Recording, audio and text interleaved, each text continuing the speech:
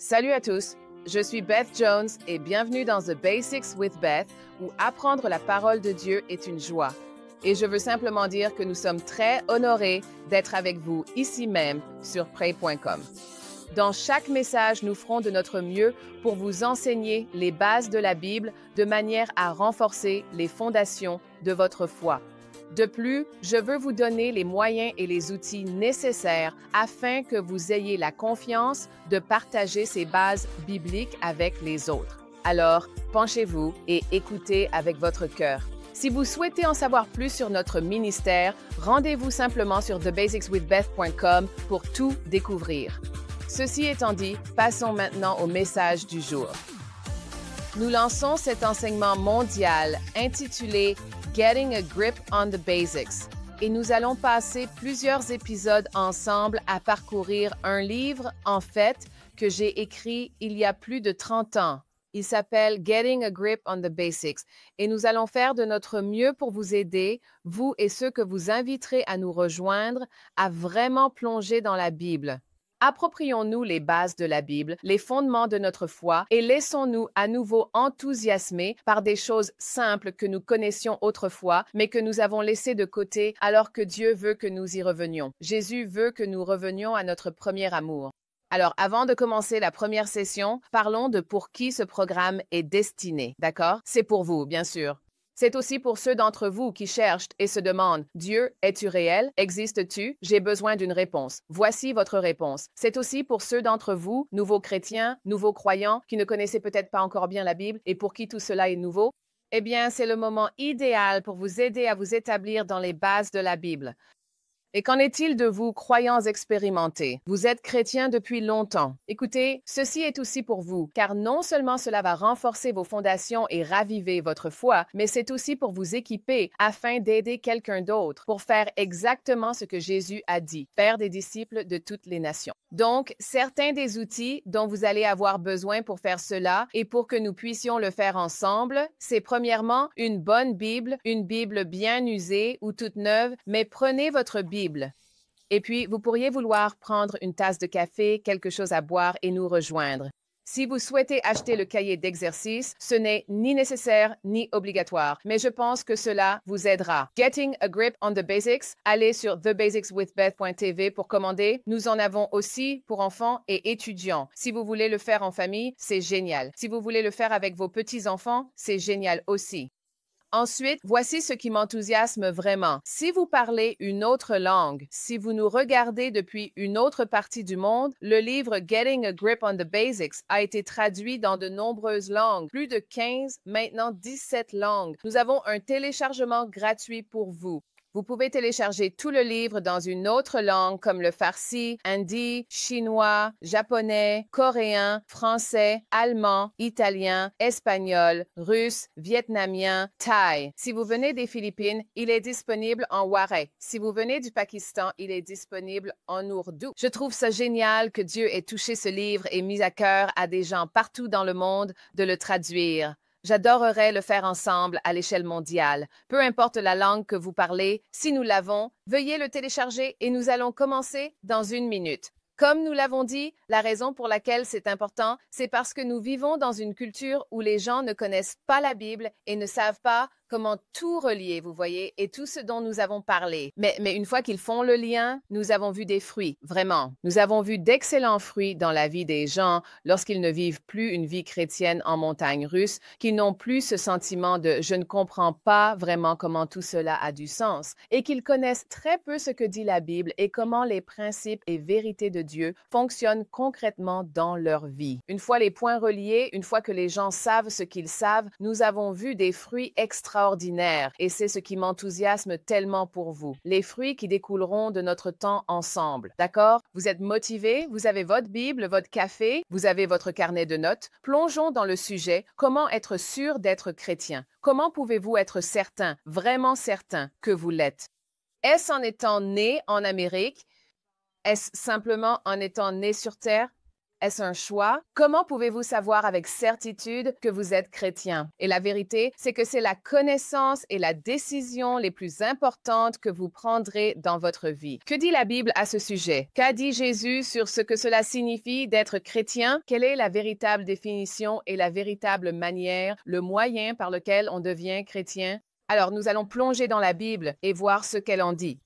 Commençons par 1 Jean 5, d'accord? 1 Jean 5, 11 dit, « Et voici ce témoignage. Dieu nous a donné la vie éternelle, et cette vie est dans son Fils. Donc, Dieu nous a donné la vie éternelle. » Nous parlons de comment être sûr d'être chrétien, certain d'être sauvé, et certain de savoir où vous irez après la mort. Est-ce qu'il est possible d'en être absolument certain? C'est de cela dont nous parlons. Il est donc écrit plus loin dans 1 Jean 5, celui qui a le Fils a la vie. Celui qui n'a pas le Fils de Dieu n'a pas la vie. Je vous ai écrit ces choses, à vous qui croyez au nom du Fils de Dieu, afin que vous sachiez que vous avez la vie éternelle, et afin que vous continuiez à croire au nom du Fils de Dieu, Jésus-Christ. Écoutez, vous pouvez savoir. J'aime le mot « savoir ». Il ne dit pas que vous pouvez espérer ou souhaiter. Il dit que vous pouvez savoir. Et si je vous posais la question, quand vous pensez à l'endroit où vous irez après votre mort, lorsque vous quitterez la planète Terre, êtes-vous sûr à 100% d'avoir la vie éternelle? Je me souviens, enfant, surtout qu'à 6 ans, c'est gravé dans ma mémoire, je me rappelle m'être réveillée une nuit terrifiée parce que je commençais à penser à l'éternité et à me demander « Où irai-je » Et je ne savais pas. J'espérais, je me posais la question. Ça me faisait peur. Honnêtement, je n'en avais aucune idée. Plus tard, j'ai découvert ce que la Bible dit sur comment savoir avec certitude que nous avons la vie éternelle. Ce verset dit, « Celui qui a le Fils, Jésus, a la vie. » Vous pouvez savoir avec certitude que vous avez la vie éternelle.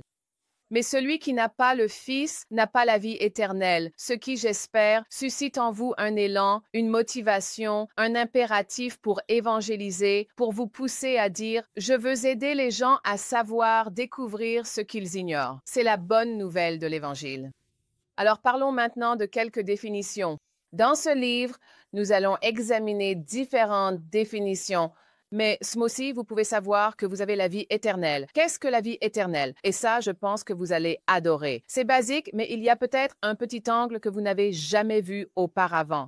Ce mot « vie éternelle », quand vous y pensez, je l'ai mentionné lors du dernier épisode, mais quand vous pensez à la vie éternelle, que vous vient-il à l'esprit? Quelle est la définition pour vous? Souvent, les gens disent « Eh bien, la vie éternelle signifie vivre pour toujours, qu'un jour, quand je mourrai, j'irai au ciel et je serai avec Jésus. » Et c'est vrai, c'est exact. Vous vivrez pour toujours, c'est époustouflant. Sérieusement, vous vous êtes déjà arrêté pour y penser? Comme vivre pour toujours. D'accord, imaginez que je suis au paradis et maintenant je vis pour toujours. 1000 ans viennent de passer. Bam, 1 million d'années de plus. Wow, 1 milliard d'années. Oh, encore un autre milliard. Pourquoi pas un autre million? Ça ne finit jamais. Alors, comparé à nos 60, 70, 80, 90, 100 ans sur Terre, il n'est pas étonnant que la Bible dise que notre vie ici est une vapeur comparée à l'éternité que nous avons la chance de vivre avec Dieu. Nous parlons ici de la définition de la vie éternelle. C'est vrai que l'aspect qualitatif de vivre avec le Seigneur pour l'éternité est incroyable, mais voyons une autre définition biblique de cette expression « vie éternelle ». Quand Jésus a parlé de la vie éternelle, il a dit qu'il est venu pour nous donner la vie en abondance. Il parlait à la fois de l'aspect qualitatif et quantitatif des deux aspects. Parfois, nous oublions qu'il y a un aspect qualitatif, que lorsque Jésus devient le Seigneur de ta vie, tu as la vie maintenant. Tu as accès à cette vie qualitative sur terre parce que Jésus est le Seigneur de ta vie. Et nous allons voir tout au long de notre étude ensemble à quoi cela est censé ressembler. Parce que pour beaucoup d'entre nous, nous avons mis la barre très bas. Nous ne savions pas à quel point Dieu était bon, ni tout ce que ses bénédictions incluaient, sa bonté et ce qu'il voulait faire pour toi et à travers toi pour que tu sois une bénédiction. Je sais que tu vas t'enthousiasmer en découvrant les détails, mais c'est ça la définition de la vie éternelle. C'est l'aspect qualitatif et quantitatif, ce qui signifie cela. D'accord, c'est la clé. Tas de roulement de tambour, c'est ça. Tu n'obtiens pas la vie éternelle quand tu meurs. Tu reçois la vie éternelle. Tu obtiens la vie éternelle lorsque tu crois. Dès que Jésus devient le Seigneur de ta vie, disons que tu as 22 ans, tu as maintenant la vie éternelle. Tu vas vivre ta vie et puis un jour, tu vas mourir et aller auprès du Seigneur. D'accord? Dans cet espace juste ici, c'est ce qu'on appelle ta vie sur terre. Il y a une dimension qualitative à la vie éternelle que tu as reçue et que nous allons étudier dans les bases, qui est incroyable.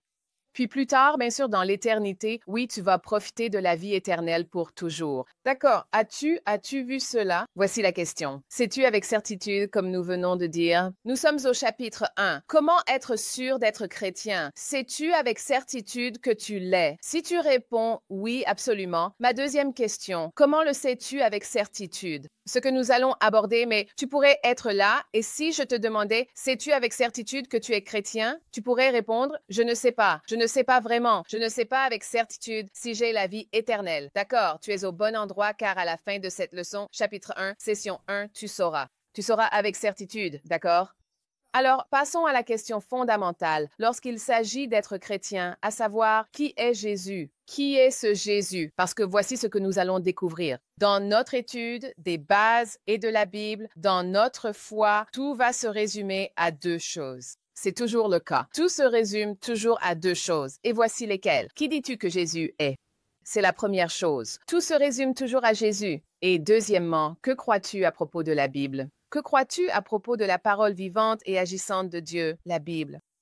Et si nous pouvons acquérir les bases sur ces deux points, ce que nous allons faire, je te le dis, cela va vraiment, ce seront les pierres angulaires de ta fondation. Ce seront les pièces maîtresses de ce puzzle rédempteur que nous allons étudier ensemble. Alors, qui est Jésus? Nous devons découvrir ce que Jésus a dit de lui-même, qu'ont dit les autres sur Jésus. Et toi, que dis-tu de Jésus? Voici pourquoi c'est important. Jésus a fait des déclarations incroyables. Jésus a affirmé être Dieu et nous allons le voir. Il n'a pas prétendu être un enseignant religieux. Il n'a pas prétendu être un rabbin, même s'il était tout cela. Il ne prétendait pas être simplement un homme religieux porteur d'un message de Dieu. Il n'a pas affirmé cela. Il a affirmé être Dieu en chair sur la terre qu'il a créée.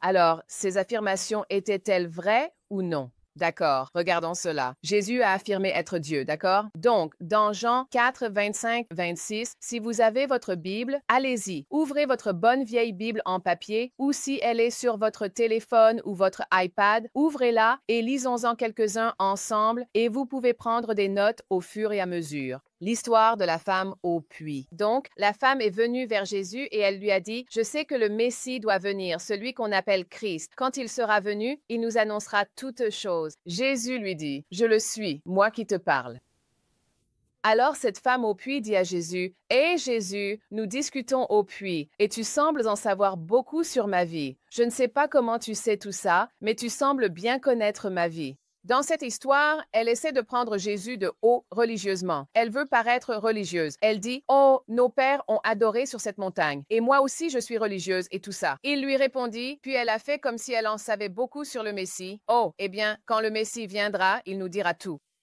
Et Jésus a réagi comme, « D'accord, je vais te mettre au défi. » Et il lui dit, « Moi qui te parle, je le suis. » Et littéralement, parenthèse pour ceux d'entre vous qui aiment étudier les détails de la Bible, quand vous voyez un mot en italique dans votre Bible, que ce soit la King James, la New King James ou une autre version, cela veut dire que ce mot n'était pas dans le grec original. Les traducteurs l'ont ajouté pour donner du sens. Et la plupart du temps, c'est le cas.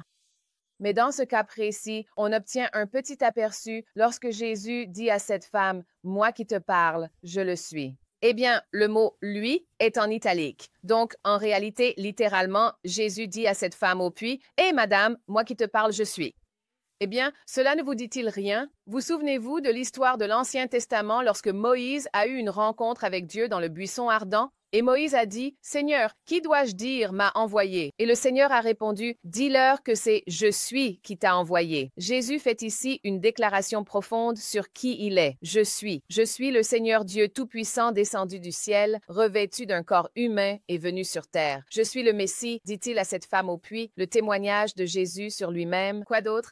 C'est vraiment formidable. Vous voyez? Regardez ceci dans Jean 10, 30, d'accord? Jésus a dit dans Jean 10, 30 aux Juifs, alors qu'il discutait avec eux, « Moi et le Père, nous sommes un ». Eh bien, pour nous, c'est intéressant. Mais pour les Juifs qui entendaient cela, c'était profond. Car en disant cela, ils se faisaient l'égal de Dieu, ce qui, selon la loi juive, est un blasphème. On ne peut pas faire ça. On ne peut pas se faire passer pour Dieu, sauf si vous êtes Dieu. Donc, pour eux, c'était un blasphème. Alors, Jésus a dit ceci. Si vous allez dans Jean 5, d'accord? Je veux que vous voyiez ce que Jésus a dit à propos de lui-même, mais aussi ce que les autres ont dit à propos de Jésus par rapport à ce commentaire. Jean 5, 18 et aussi chapitre 10, verset 33. Nous allons examiner ces deux passages. C'est pourquoi les Juifs cherchaient d'autant plus à le faire mourir, car il violait le sabbat et disait que Dieu était son Père, se faisant égal à Dieu. Les Juifs lui dirent, « Ce n'est pas pour une bonne œuvre que nous te lapidons, mais pour un blasphème, car toi, simple homme, tu te fais Dieu. » En d'autres termes, ils voulaient le lapider pour blasphème. Il était clair pour les Juifs que Jésus prétendait être Dieu. C'est important car parfois certains disent « Jésus n'a jamais prétendu être Dieu, il était un enseignant religieux ou un rabbin. Pourtant, il a affirmé être Dieu. » Nous devons prendre en compte sa revendication. Soit il était Dieu, soit un fou ou un menteur. Nous devons choisir la bonne option. Parce que s'il est Dieu, alors nous devons réagir à ce qu'il a affirmé être. Les Juifs savaient qu'il faisait cette revendication d'être Dieu. Ensuite, allons dans Jean chapitre 1, d'accord? Alors, que disaient les autres à propos de Jésus dans Jean 1? Jean, l'auteur de l'Évangile selon Jean, a écrit ces mots. Il a dit, « Au commencement était la parole, et la parole était avec Dieu, et la parole était Dieu. » Eh bien, qui est la parole? Verset 14, « Et la parole a été faite chair, et elle a habité parmi nous, pleine de grâce et de vérité, et nous avons contemplé sa gloire, une gloire comme celle du Fils unique venu du Père. » Jésus était la parole faite chair, et Jean a dit, « Au commencement était la parole. » Jésus existait bien avant sa naissance sur terre. Bien avant sa naissance dans la crèche, Jésus existait depuis l'éternité passée avec le Père. Au commencement était la parole, et la parole était avec Dieu. Oui, et la parole était Dieu. Et la parole a été faite chair. Donc, je veux dire, c'est clair que Jésus était Dieu et est Dieu.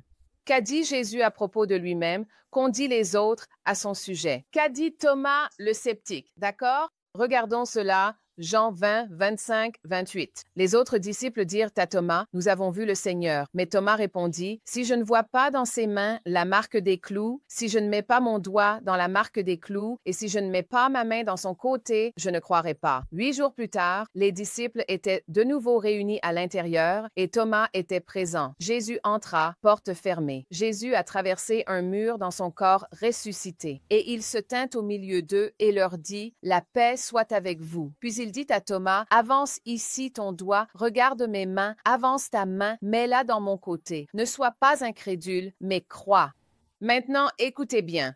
C'est la clé de ce dont nous parlons. Et Thomas lui répondit, « Mon Seigneur et mon Dieu. » Que disaient les autres à propos de Jésus? Thomas le sceptique, peut-être que certains d'entre nous s'y reconnaissent à un moment de leur vie. Lorsqu'il a vu Jésus, il a mis ses mains dans les marques des clous et dans son côté, et sa réponse a été « Mon Seigneur et mon Dieu ». Il a déclaré que Jésus était son Seigneur et son Dieu. Or, si Jésus n'était pas Dieu, cela aurait été l'occasion idéale pour lui de remettre les choses au clair, de dire « Thomas, non. Qu'est-ce que tu imagines? Non, Thomas, je ne suis qu'un rabbin. Je ne suis qu'un chef religieux. Tu te trompes complètement. Je ne suis pas Dieu. » Mais non, Jésus a accepté l'adoration en tant que Dieu parce qu'il l'est. Amen. Vous voyez? C'est vraiment important. Je sais qu'on a déjà pris du temps là-dessus, mais c'est tellement important que nous soyons bien établis dans qui est Jésus. D'accord? Maintenant, parlons de la raison pour laquelle il est venu. Jésus est venu pour une raison précise. Quel était son but? Vous allez mémoriser ce verset au fil de notre parcours, que vous le vouliez ou non. Je vous le garantis. Jean 10, 10. Le voleur ne vient que pour dérober, égorger et détruire. Jésus a dit cela. « Je suis venu afin que vous ayez la vie et l'ayez en abondance. » La Bible amplifiée dit « afin que vous ayez la vie, qu'elle soit pleine jusqu'à déborder. » En d'autres termes, Jésus a dit « Regardez, le voleur est venu pour voler, tuer et détruire. » L'ennemi a un plan. Le test décisif pour savoir si cela vient de l'ennemi ou du Seigneur, demandez-vous, est-ce que quelque chose est venu dans votre vie pour voler, tuer, détruire vos relations, mariage, santé, paix, travail? Si c'est venu pour voler, tuer, détruire, Jésus l'a dit, nous a donné le test. Cela ne vient pas de lui, mais de l'ennemi. Cela vient du voleur. Mais il a clairement énoncé son but. Je suis venu, la raison pour laquelle je suis venu, les amis, c'est pour vous donner la vie et la vie en abondance. Eh bien, c'est la vie éternelle, bien sûr. C'est de cela dont nous parlons, la vie éternelle, l'aspect qualitatif et quantitatif. Alors, ma question est la suivante. Comment donc définissons-nous la vie abondante? À quoi cela ressemble-t-il? Surtout dans cet aspect qualitatif, dans nos vies sur Terre. Nous savons que le paradis sera abondant et incroyable, mais sur Terre, comment vivre et expérimenter cette vie abondante? Paix, joie, amour, patience, bonté en abondance. Tout le fruit de l'esprit. L'abondance de la bonté de Dieu envers nous. La bonté de Dieu à travers nous. Je veux dire, c'est cette incroyable bonté de Dieu. Rendons cela concret. Je veux que vous compreniez que lorsque Dieu utilise ce mot, lorsque Jésus dit abondance, il parle de quelque chose de sérieux, comme un débordement, quelque chose de supérieur en qualité et en quantité. Donc l'abondance. Quelques exemples que Dieu nous a donnés dans la nature. À travers la nature, la Bible dit que nous pouvons comprendre la divinité et le caractère de Dieu. Très bien. Regardons un verger de pommiers. Ici, dans le Michigan, nous sommes de grands amateurs de vergers de pommiers. Il y en a beaucoup. Peut-être que là où vous imaginez cela. Si vous allez dans un vaste verger de pommiers, alors, en pleine saison à l'automne, les pommiers sont entièrement chargés de pommes. Et savez-vous que ces pommes, lorsqu'elles mûrissent, si elles ne sont pas cueillies, elles tombent au sol. Et si vous allez visiter le verger de pommiers avec vos enfants à l'automne, vous remarquerez des pommes partout. Sur les arbres, dans les paniers que les gens ont remplis, et puis des centaines et des milliers de pommes sont tombées au sol. Elles pourrissent, personne ne va les manger. Personne ne va les utiliser pour faire du cidre ou de la compote de pommes. Elles pourrissent. Nous traversons le verger de pommiers avec notre raison humaine et nous pourrions nous dire « Quel gâchis! Toutes ces pommes perdues! L'arbre est chargé, les paniers sont pleins, mais toutes ces pommes au sol sont gaspillées. » C'est ainsi que nous le définissons. Mais savez-vous quoi? Dieu le définit autrement. Non. Ça, c'est l'abondance. C'est ainsi que je définis l'abondance. Il y a toujours du surplus, il y en a plus qu'assez. Dieu ne s'inquiète pas du tout que certaines pommes pourrissent. Il dit, c'est ainsi que j'ai établi mon royaume, vous tous. C'est ainsi que j'ai créé ma création. Alors oui, devons-nous être économes? Devons-nous être de bons intendants de tout ce que nous avons? Bien sûr. Mais si vous avez cet état d'esprit de manque, pensant qu'il n'y en a que très peu et pas assez pour tous, adoptez un nouveau paradigme, un paradigme biblique pour comprendre pourquoi Jésus est venu, vous donner la vie en abondance. La vie en abondance. Et au cas où nous n'aurions pas compris, il l'a répété. Et la vie en abondance. Il veut que nous comprenions qu'il est si bon que, dans chaque domaine de votre vie, il veut que vous soyez bénis en abondance. Et lorsque vous êtes bénis, quand quelque chose vous parvient, vous pouvez le laisser passer à travers vous et devenir une bénédiction pour les autres. Amen. Enfin, que savons-nous de Jésus? Nous savons qu'il est ressuscité d'entre les morts, que Jésus a affirmé être Dieu, qu'il est venu pour un but et qu'il est ressuscité. Ce qui valide tout cela, c'est qu'il n'est pas resté dans la tombe, il est vivant. Il est vivant aujourd'hui, assis à la droite du Père. Jésus est ressuscité d'entre les morts. Et nous savons, d'après 1 Corinthiens 15, que l'apôtre Paul a écrit ceci et a dit qu'après la résurrection, plus de 500 personnes l'ont vu, en plus des disciples. Plus de 500 personnes l'ont vu après la résurrection. Donc, c'est documenté. Un excellent livre que vous pourriez lire est de Josh McDowell, intitulé Evidence that Demands a Verdict ou More than a Carpenter, où il a prouvé, bibliquement et historiquement, que la résurrection est un fait historique. Alors, qui est Jésus? Que signifie être chrétien? Comment puis-je être certain d'être chrétien? C'est très simple. Revenons à ce tout premier verset. Celui qui a le Fils a la vie. Celui qui n'a pas le Fils de Dieu n'a pas la vie. Je vous ai écrit ces choses, a dit l'apôtre Jean, afin que vous sachiez que vous avez la vie éternelle. Écoutez, si vous n'avez jamais invité Jésus à être le Seigneur de votre vie, faisons-le maintenant. Nous prierons souvent pendant notre étude, mais commençons simplement ici. Répétez avec moi. Dites, Jésus, je crois. Et en cet instant, je t'invite à être le Seigneur de ma vie. Je sais que tu vas m'expliquer beaucoup plus de choses. Je vais en apprendre beaucoup plus. Mais maintenant, à cette minute, Jésus, je t'invite à être le Seigneur de ma vie. Viens dans mon cœur. À partir de ce moment, je te remercie tellement de pardonner tous mes péchés. péché et je suis maintenant chrétien. Je déclare qu'à partir de maintenant, je suis chrétien. Jésus est le Seigneur de ma vie. Amen. Tu sais, si tu as prié cela sincèrement, il t'a entendu. Maintenant, c'est un tournant pour toi et tu es désormais chrétien. Dans les prochains épisodes, nous allons approfondir davantage ce que cela signifie d'être chrétien. Et qu'en est-il de cette vie abondante? Qu'en est-il de cette vie de qualité qu'il t'a maintenant donnée? J'espère donc que tu as apprécié aujourd'hui. On a eu un bon lancement pour la série mondiale Saisir les bases. Et je te retrouve dans notre prochain épisode la prochaine fois. Très bien. Que Dieu te bénisse. Et merci beaucoup d'avoir écouté le message d'aujourd'hui. J'espère que tu as été encouragé. N'oublie pas d'appuyer sur Suivre pour profiter de tous les épisodes de Les bases de la Bible toute la semaine et rester encouragé dans ta foi. N'oublie pas de partager ces messages avec tes amis. Si tu veux plus d'informations sur notre ministère, tu peux toujours aller sur tbasicswithbeth.com. C'est tbasicswithbeth.com. Ça a été un plaisir d'être avec toi et j'ai hâte de te retrouver la prochaine fois ici même sur pray.com.